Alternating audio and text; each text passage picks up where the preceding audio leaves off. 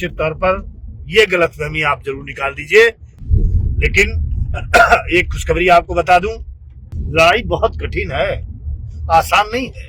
लाखों शिक्षक जो देश का भविष्य गढ़ते हैं आज अपनी ही नौकरी की जंग लड़ रहे हैं। सुप्रीम कोर्ट का टेट फैसला उनकी जिंदगी पर काला बादल बन गया है, लेकिन हार मानना इनका स्वभाव नहीं है। फैसला आने के बाद से ही शिक्षक संगठनों का मोर्चा खुल चुका है। संघर्ष की नई चिंगारी जो है वो जल चुकी है। आइए जानते हैं इस क्रांति की ताजा अपडेट। आपको बता दें, अखिल भारतीय शिक्षक संघर्ष मोर्चे के बैनर तले प्रांतीय अध्यक्ष योगेश त्यागी ने सुप्रीम कोर्ट के वरिष्ठ अधिवक्ताओं से गहन विचार विमर्श किया है। इस बैठक में टेट से मुक्ति और नई रिट याचिकाओं को अंतिम रूप दिया गया है। योगेश त्यागी ने खुद इन चर्चाओं का नेतृत्व किया है ताकि 98 लाख शिक्षकों की नौकरी बच सके। सुप्रीम कोर्ट के फैसले ने टेट को अनिवार्य बनाकर लाखों पुरानी भर्तियों को खतरे में डाल दिया है। उत्तर प्रदेश में ही 1,86,000 शिक्षक प्रभावित हैं। मोर्चा RTE संशोधन रद्द करने की मांग पर अड़ा हुआ है और जल्द ही सुप्रीम कोर्ट में नई याचिका दाखिल होंगी। इसी कड़ी में मोर्चे के गठन के बाद अब उत्तर प्रदेश के घटक संगठनों की महत्वपूर्ण बैठक 15 अक्टूबर 2025 को लखनऊ में होगी। यहाँ आंदोलन की रणनीति बनेगी, जंतर मंतर तक धरना, सांसदों को ज्ञापन और एकजुट संघर्ष, इस तरह की तमाम बातें होंगी। शिक्षकों का मानना है यह सिर्फ नौकरी की लड़ाई नहीं बल्कि शिक्षा का भविष्य है। मोर्चा सभी संगठनों को एकजुट कर रहा है और अब आगे देखना होगा कि आखिरकार संगठन की तरफ से क्या कुछ रणनीति बनाई जाती है। फिलहाल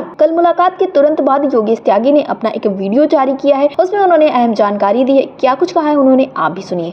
देश और प्रदेश के सभी सम्मानित शिक्षक साथियों, आज टीटी के संबंध में वरिष्ठ अधिवक्ताओं से वार्ता करने और नई रीटों के संबंध में दिल्ली रहना हुआ और जो वरिष्ठ अधिवक्ताओं से जो वार्ता हुई, जो सुप्रीम कोर्ट के बहुत सीनियर वकील हैं उनसे बैठ के वार्ता हुई। वरिष्ठ अधिवक्ता विक्रम हेगड़े के माध्यम से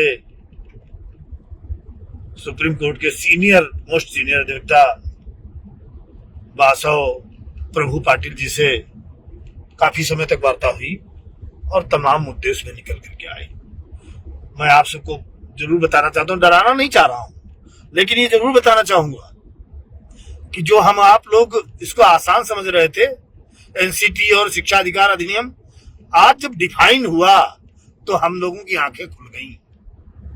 लड़ाई बहुत कठिन है, आसान नहीं है, लेकिन हमारी आप सबकी एकजुटता से निश्चित तौर पर लड़ाई आसान होगी, ये मैं जानता हूं। लेकिन एक खुशखबरी आपको बता दूं, जैसी की जानकारी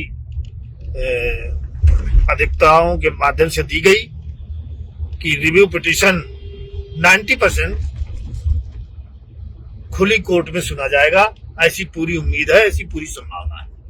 अगर ऐसा होता है तो निश्चित तौर पर हम आप सबको लाभ मिलेगा।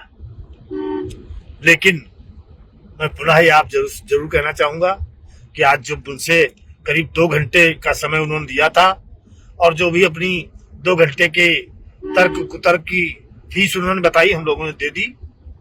आगे के लिए अधिवक्ता उनको लगभग तय कर दिया।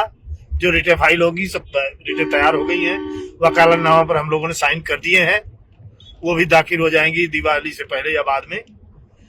और वो रिटें हैं 2001 से पहले जो हमारे शिक्षक भाई बहन बिना टीटी के नियुक्त हुए हैं, और 2001 के बाद जो बिना टीटी के नियुक्त हैं उनके संबंध में रिटें की जा रही हैं। हम लोग इसको जो रास्ता वकीलों ने बताया उसके माध्यम से हम लोग लड़ेंगे और ये आपको विश्वास दिलाते हैं।